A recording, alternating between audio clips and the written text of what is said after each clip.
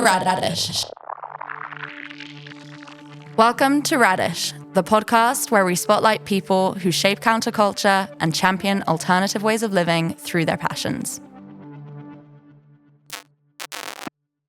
Today, we're talking to cultural activist, programmer, and cinema fanatic Jeffrey Babcock. Jeffrey's underground cinema is a cornerstone of Amsterdam counterculture. It's rooted in the spirit of collective living and anti-commercialism and hosts a weekly schedule of alternative films that have often been forgotten or neglected by the mainstream. In 2 decades, Jeffrey has screened at over 40 venues, sustaining a network of underground cinemas and cultivating a loyal community in the process. Accessible screenings, detailed introductions, and zealous post-film discussions are typical hallmarks of Jeffrey's program. So I'm really happy to speak to you today. I share your enthusiasm for film, and I'm also just starting to uncover a little bit more of the underground culture through Amsterdam alternatives, spaces like the OT301, where we are today, and your program. Yeah. So, welcome. Great to be here. Thank you. So I kind of want to start with what brought you to Amsterdam in 1984, and what is it also that keeps you here? Well, I mean, I was coming from the United States, of course, and there was a guy named Ronald Reagan, and he was an American president, and his first term was 1980, and then in 1984 they voted him back in again, and I thought, well, you know, you can make a mistake once, maybe I can get. Anyway, I had it with the United States, you know. I went to film school, the film department in a university, and I was thrown out after 3 years. Mm-hmm. So then, you know, I basically, the thing with the United States is that it only thinks about money. Yeah. So culture is okay. I mean, they don't really believe in culture, but culture is okay if it makes money. If it doesn't make money, it's valueless. And I studied a lot of art history also, and so I knew a lot of European art history. So I knew that there was an idea that in Europe, culture had value outside of, it's not just about making money. It had value on its own. So I always knew that. So, you know, 1984, decided to leave the United States and come to Europe for good. And I was traveling around Europe, and then I thought, after a couple of years of drifting around, I thought I have to put my bags down someplace, and I can continue traveling, but have a place I'm always going back to. And of all the places I'd been to, what was best for me was Amsterdam, clearly. Yeah. I mean, I can relate to that, of course, and I think a lot of our listeners can too. But you mentioned that Europe felt like a bit of a more fertile ground for culture, and as I mentioned, you're also a cultural activist. How did you kind of initiate your cultural activism in Amsterdam, and how has that been like going since then? Yeah, the very beginning, I was living in a squat. I was living on a squat on the Herregdocht, and it was a big, beautiful building, and it was previously owned by the Hare Krishnas. Mm-hmm. You know that group of people, and they used to have dinners there, and then they left the building empty, and so then it was squatted after a while, and I was living in the ceremony room, so it meant that I had beautiful marble floors and pillars in my room, and then a view on the canal. So it was a really beautiful place. Yeah. But everybody in the building was working for pirate radio. Mm-hmm. So there were different kinds of squats back then. There were just like squats just full of people that were just like communally living together. But there were other squats that had projects. So there were queer squats. There was bands that would, you know, punk bands or something that would have squats, and they would all be living together. In my case, it was pirate radio. Mm-hmm. So back then, of course, the airwaves were less regulated than today. And so there were a lot of pirate radio going on throughout Holland. I mean, really a lot. Thousands of people just having a little transistor with a few tubes and a few wires and a microphone, and they could make pirate radio. And so everybody that in my squat was working with pirate radio. You know, some people were journalists, you know, going out trying to get interviews with politicians.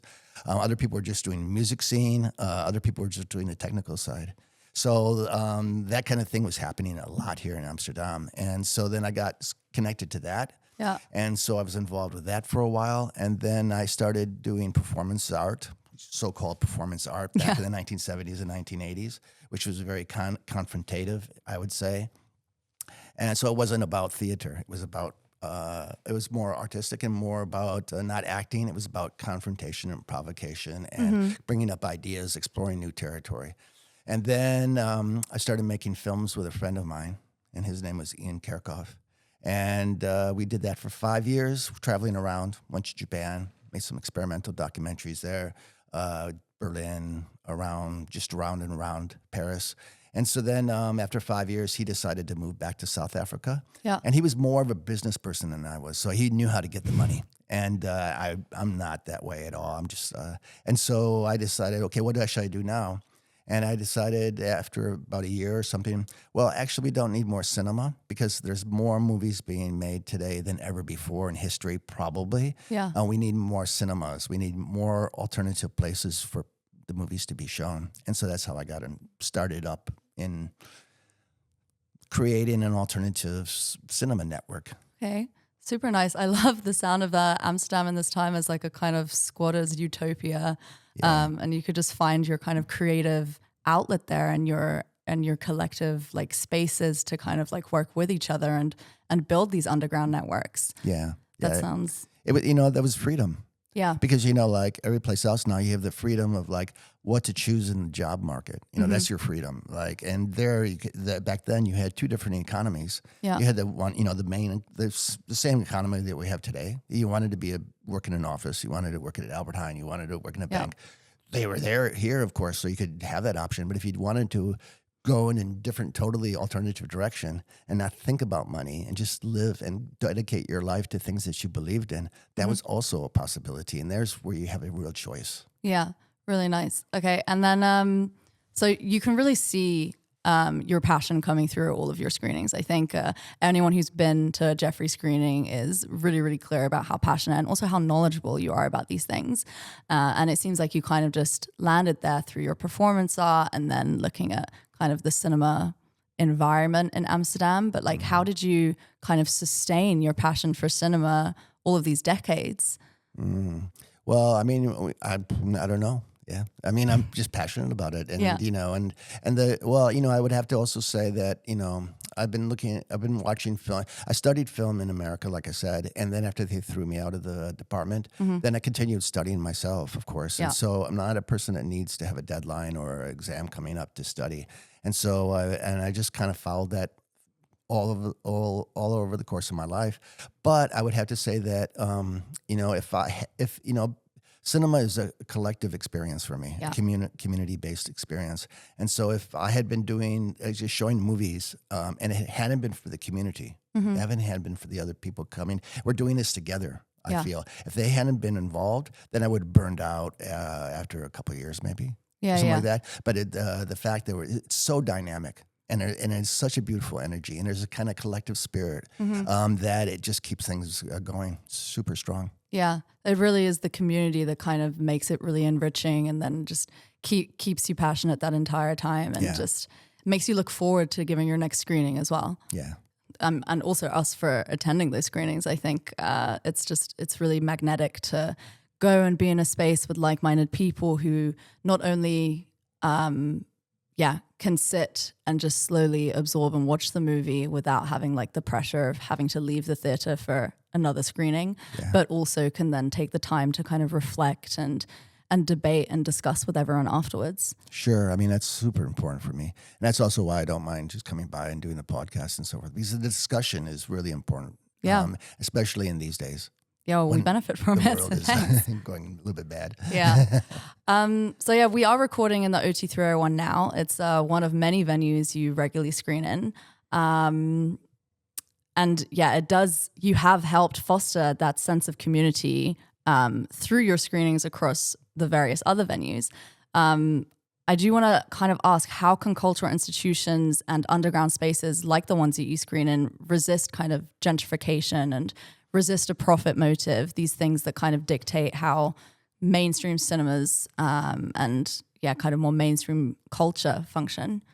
Well, gentrification is going like crazy these days. It's destroying cities, but it's also destroying the culture, like you say. So cinemas are being gentrified also. And so that was part of the point of like pushing back when I started 20 years ago doing these cinemas, because the pate had been taking over everything. Yeah. And a lot of the smaller cinemas, like there's this beautiful cinema downtown called the Tuschinski. That used to be independent cinema. Oh, really? I mean, it had made its own program, but then it was bought by the Pathé 15 or 20 years ago. And so they were just accumulating more and more. And so the scene was looking pretty dismal at that point in time. And that's why I started doing the cinemas. Cinema, I mean, once again, I believe in culture, and I believe in, because, even in terms of activism and social change, you can have, and it's important to have demonstrations. I believe in protests and demonstrations, but if you don't have a culture to back it up, it's a lot of hard work. Yeah. But if you have culture connected to it, giving people a sense of emotions and passion and belief and exploring ideas through culture to be connected to that, then things can come alive. Yeah. I think it's really interesting that you mentioned about the Tuschinski, that it used to be an independent space, because this is not something that I knew. I don't know if our listeners would, but it just kind of, it shows you that even the history becomes gentrified. Yeah. These things like squats and cultural institutions that started as squats might then kind of like grow into something new and something for profit. And then that entire history of collective activism and cultural activism is wiped out. Yeah, definitely. Yes, yes. And you also mentioned that you came, you kind of left America because it felt like this cultural desert a little bit. And now here in Amsterdam, like a few decades later, do you think we're kind of at risk of that happening with the gentrification that is rapidly happening everywhere, with capitalism and commercialism that are going into overdrive? Or do you think that's kind of more hope, resistance? It's hitting all the capital cities of Europe are very super strong. This has been in some way organized. I mean, once again, after the 1990s here in Europe, with the fall of the Eastern Bloc, for a lot of people, I mean, when I talked to people about Amsterdam back in the 80s, I had said it was half socialist and half capitalist, and they could coexist. Yeah. And when I talk to people today, they always go into one box or the other, like communist or socialist or anarchist, and then capital. I mean, but we can try to figure out a mix of some kind. Also, that's also possible. And so back in the 1990s, a lot of people, even though they didn't know what was really going on in the East Bloc, like a place like Russia or in a place like Hungary, but they knew there was an alternative, just an alternative, and it was functioning in some way, was always in the back of people's minds and opened up the range of possibilities. And then in the 1990s, after 1990, basically, when the East Bloc fell, then that whole alternative was gone. And the politicians in Europe decided that they were going to go the American way, 100% neoliberal. And so that's what we're facing now. Yeah. It's gotten worse and worse. And what does it mean for people who want to engage in counterculture, people who want to like embed themselves more in the underground, but who are kind of faced with the realities of, I don't know, hostile housing markets or difficulties getting jobs and just sustaining a living? Yeah. What does it mean? It's really tough. But it was really tough in the 50s also. I mean, after World War II, here in Holland, for example, a lot of people had collaborated with the Nazis, and there was a lot of guilt in the air, and people knew it, and there was a lot of denial, and things were really conservative, and the police were really brutal, and there were hardly any alternatives. Yeah. And then a new generation came in, and they said, fuck this, we don't believe in this anymore. And they pushed things in a different direction. And I would say that if I talk to people here that have been around since that point in time, what happened was that there were the provos, this movement that was happening, kind of artistic, political, social groups that were doing happenings, like downtown in Amsterdam. A lot of people from America were influenced by that. Yeah. And then they brought it to the United States. And that's how the counterculture started beginning in the United States in the mid-1960s. And then that had a huge music scene, and it had a whole counterculture going on. And then it came back and influenced Holland again also. And so it was the beginning point for a lot of people was here, actually. Yeah. Okay. Right. And so, but during really tough times, and people just said a whole generation, because this is generational, right? A new generation comes in all the time. And so there's some hope in that in any case. Yeah. And I think that touches really nicely upon how movements like Jeffrey's Underground Cinema are so integral in kind of sustaining that movement as well. I mean, you're reaching a lot of people, a very active audience who want to engage with movements like these and contribute to them as well. Do you think that's true of what you're doing with Jeffrey's Underground Cinema? Is this part of your motive for doing it? Sure. Yeah. I mean, also in your introduction, you talk about how I love cinema, and I do love cinema in a way, but in a way, it's just my skill. Yeah. Everybody has a skill. Yeah. Everybody has a skill that they can develop, and then the question is, how do you use it? Yeah. And so I'm just taking my skill. I'm not a geek, and if I was showing movies, because the thing is that when I'm showing movies, I'm showing pretty rare movies for the most part. We'll put it that way. So there's a lot of film. We'll call them film geeks or film nerds. Yeah. I'm a self-proclaimed film geek, film nerd. Yeah, and they will come because the film's not being shown anywhere else. And this is their only chance to see it in a cinema. Then there's other people that know absolutely nothing about cinema that come to my movies, and that's very important. And if it was only film geeks, I would stopped a long time ago. I mean, it's not a good energy. It's and we need something more dynamic and open and diverse than that.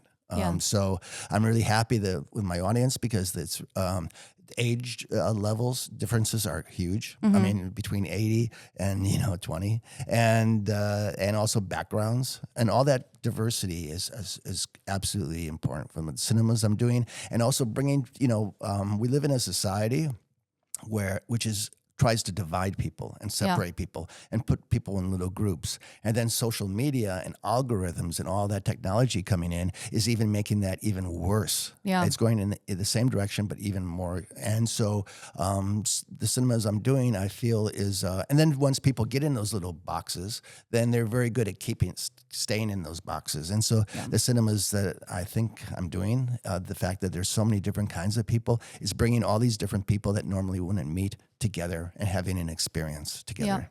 Yeah, I think it's really good just to bust through those echo chambers because especially as someone who grew up like in the digital era, social media is a crutch for a lot of people, and then you risk it also becoming just the same things that you see again and again and again, just narrowing your field of vision, narrowing your experience. So then real cultural meetings and gatherings like the cinema are just so valuable. Yeah. Then, speaking of like the kind of diverse audiences that you have, are there any impressions that have particularly moved you from your tenure of doing the cinema? Oh, so many. I don't know. I can't even, I just, it's baffling to even think about it. But it's been right from the very beginning, it was working really well.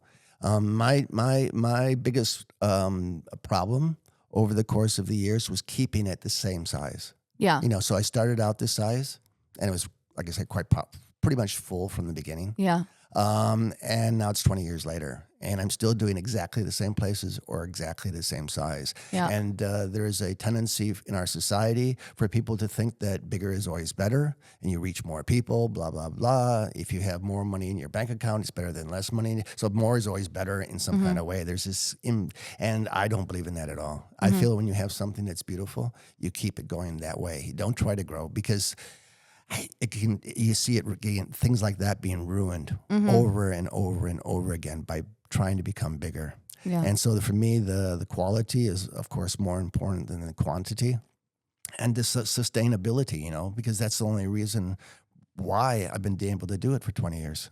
Yeah. That's another reason, is because I can keep it in the sense of intimacy. Because when you have 40 or 50 people coming to a movie screening, then you have this connection and you have this sense of community. If it gets much bigger, it becomes a herd. Yeah. And it's a very different thing. Yeah, I think in a lot of cultural spaces and also commercial spaces, there's a lot of talk of people like burning out. And I think it's very topical in Amsterdam, at least. And there is very much a risk that if you do try to grow, and if you grow unsustainably, then you're kind of compromising on what it was that allowed you to kind of like take joy and continue doing things in the first place. Sure. So I think even if someone isn't interested in films or cultural institutions, I think there's a really strong message there on like just how to like navigate and balance your interests, your beliefs while living. Yeah. And also, I just wanted to say quick is that, because Amsterdam was so alternative back in the 1980s, there are these places like this building. I think this was 1990, actually, right at the very end of this whole movement.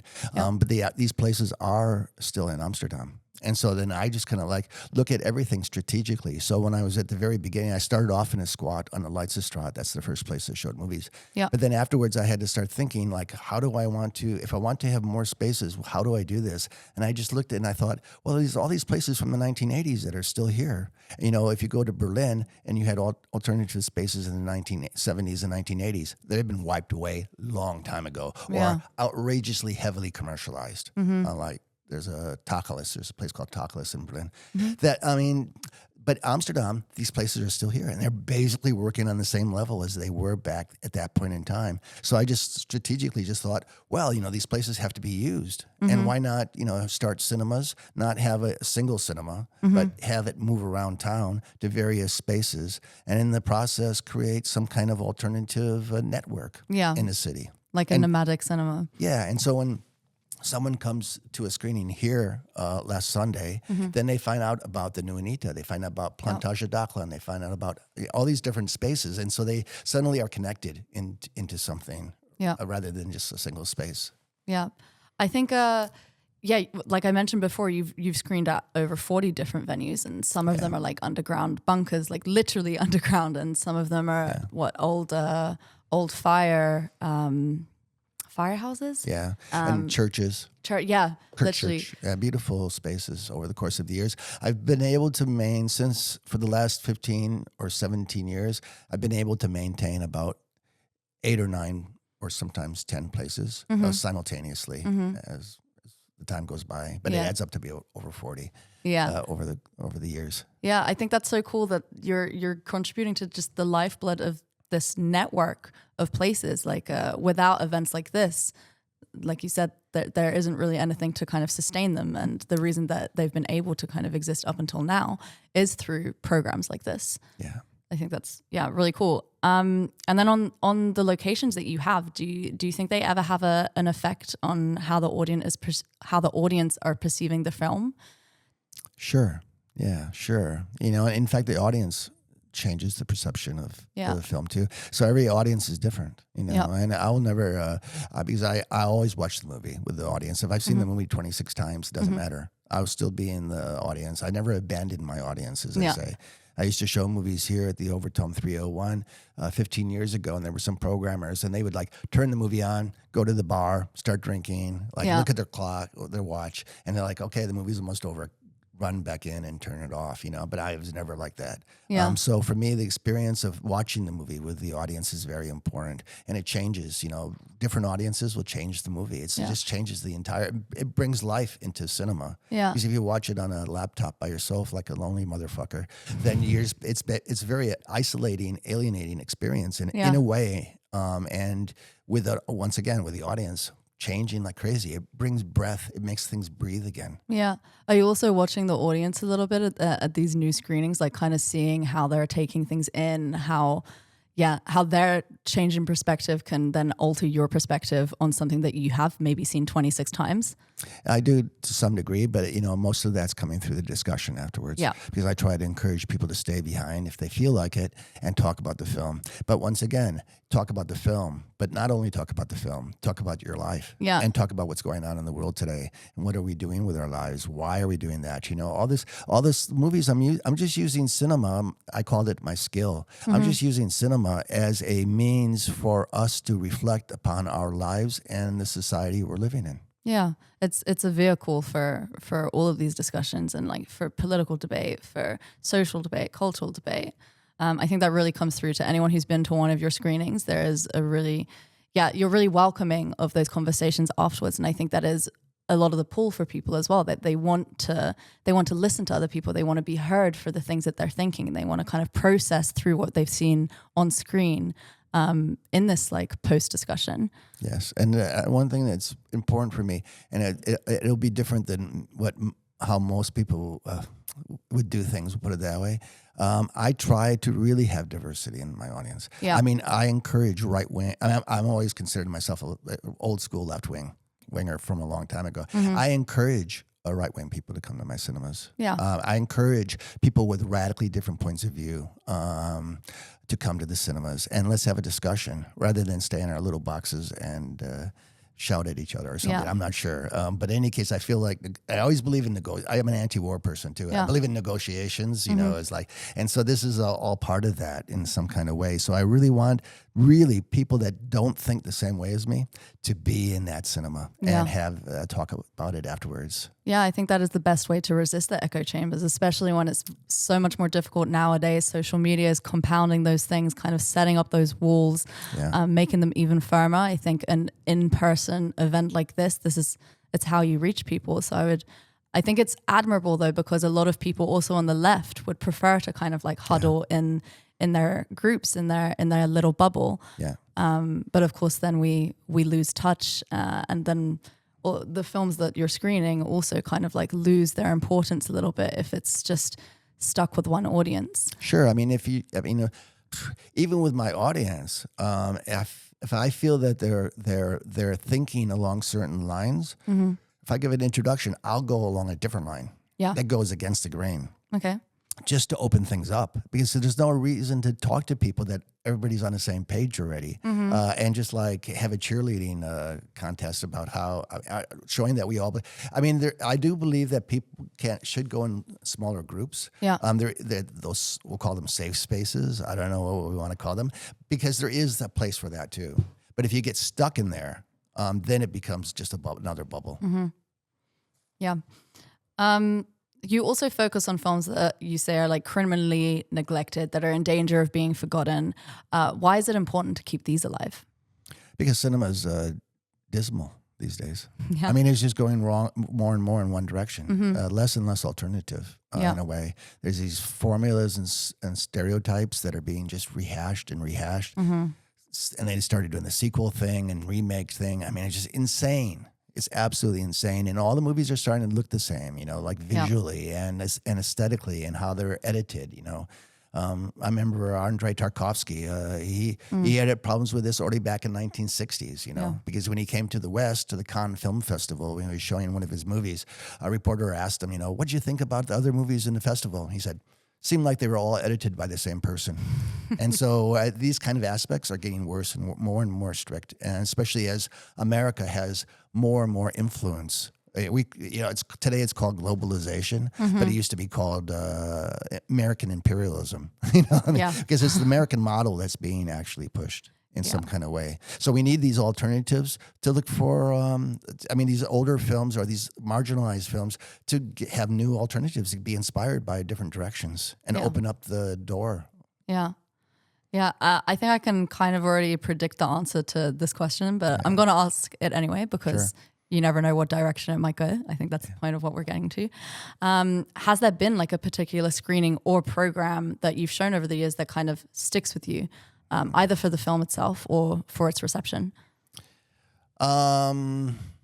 I mean, you know, I'm doing 4 times a week, 5 times a week, you know, and so there's so many screenings. And I mean, for me, you know, like I said, I like to always bring out the other side of the story. Yeah. So, for example, I think that for a very long time now, maybe starting to loosen up a little bit, I was the only person that was showing movies from the East Bloc. Yeah. You know, back in the 1970s, 1980s, during the Cold War, we were told that everything in the East Bloc was propaganda, and therefore you shouldn't watch those movies, or you be allowed to watch those movies. And so there's a whole culture there that existed for decades and for 40 years that are just like absent from people's consciousness, you know. Yeah. And so, for example, when I showed a movie at the Goethe Institute here in Amsterdam, the German Cultural Institute, some years ago, a documentary about Berlin in the 1980s. And they weren't so used to having so many people come to their events, you know, like 12 or 15 or something. And they came in there, it was like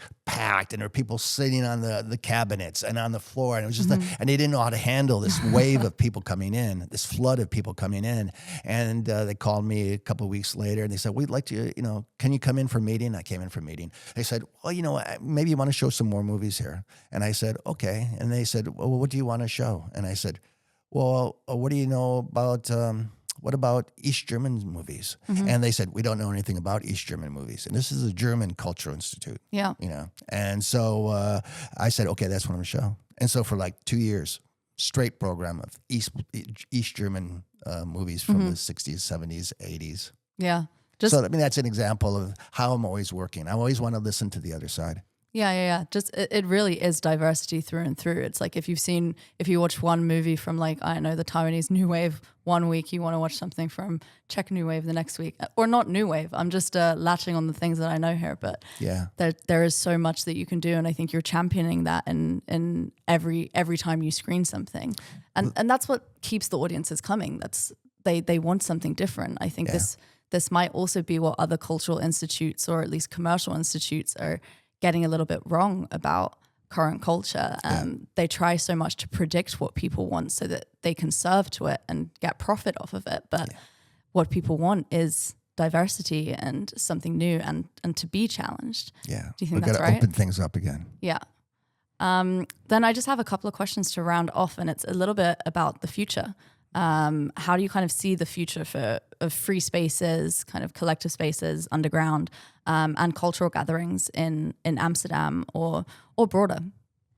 Yeah, well, like I was talking to somebody earlier today. It's like Amsterdam, you know, that beautiful squatting scene that used to exist that allowed people to live their lives with more freedom. That existed in the city before was after that, once again in the 1990s, being hit and step by step being made totally illegal. Yeah. And so then around, you know, when they made the anti-squat law, that it was actually absolutely across the board illegal to squat, things were dead for quite a long time. Yeah. And then once again, a younger generation, these children of Mokum or other people involved with that, started coming in and doing it, and they'd be thrown out right away. And they did it again, and they were thrown out right away. And then they're gaining ground. We'll put it that way. So things in that way can be are moving in a good direction.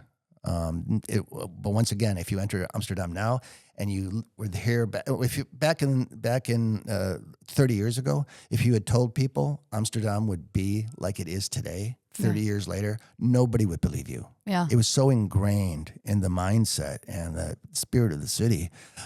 So this new generation is kind of like, so if you were from 30 years ago and looked at today, really things have gone totally wrong. But if you're living here over the course of the last decade, there are people pushing back and creating alternatives again, and it's growing step by step. So I'm an optimist, you know, and I'm an optimist to the point where I think that if even if everything collapses, we have some kind of breakdown in terms of society, in terms of technology, in terms of whatever, it's environmental problem. I mean, it could so many things today are going haywire, you know. Even if everything collapses, I think there's a 50% chance that things are going to get much better. Yeah. There's a 50% chance that things get worse. But that's my optimism. I always believe in that 50% better. Yeah, you rebuild. And I think the optimism also is kind of what keeps these things alive, right? Like they're going to be dead in the water if there's no hope for the future. Yeah, and you know, in terms of numbers or what the situation is today, if you believe in something, you follow it because you believe in it. Yeah. You don't necessarily follow it only because you think you're going to win. You have a winning chance and you're going to do it. Hopefully you do in a way, but at the same time, that's not why you're doing it. You're doing it because you believe in something. Yeah. Then my final question, which I think ties in really nicely to all of this, is what is one change that you would make for a better future? Well, you know, lately I've been very anti-corporate. So I mean, in terms of also social media and everything, I saw a zine that somebody printed, and I've been talking about that lately at my introductions a little bit. And I make zines myself, and I do books myself. Yeah, but you always published paper. a fair few. Yeah, they're not online, and when they're sold out, and they're just gone. Yeah. You know, and people. So someone made a zine, and I was really happy. But then when you open up the zine, everybody had an Instagram thing, you know, that contact, you know. Yeah. And I think, here, first of all, you're directing people in the direction of analog by having a zine, which is fantastic, and I support 100%. But then you're redirecting people back into the social media thing. And I'm just trying to get away from this. You know, human contact, collective experience is so important. And I think that we have to get these corporations out of our lives in one way or another. And that's what we have to strategically think about and try to find a solution to this problem. Yeah. I would be the major thing that I think is separating people today. Yeah. I think that's an interesting one because I think a lot of people have grown up with social media so ingrained as their avenues also to access culture. Yeah. So I think it does go back to what you were saying earlier about trying to have balance between you had balance once between capitalism and culture a little bit better. Yeah. And I think that's something that people are going to have to figure out as well going forward with social media and things like this, and try and like reclaim the in-person a little bit more and see if we can like lessen the stranglehold social media has on us a little bit. Yes, totally. That's why I also make flyers for a lot of the screenings I'm doing. Once again, paper. Yeah. There's nothing behind it. You know, no hidden algorithms, no surveillance, no cookie, whatever those fucking cookies are. All those cookies. I mean, all that stuff is not behind this. Deny the cookies.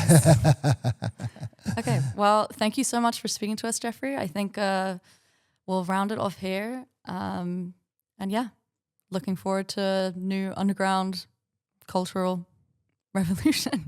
Yeah, I mean, let's keep it going. And the more people, the better. If you're from Iran or you're from somewhere, create a cinema, you know, and just show the movies that nobody knows about. Yeah. We need the culture to get more rich and more deep and more expansive and more diverse. Yeah. I look forward to that future. Thanks.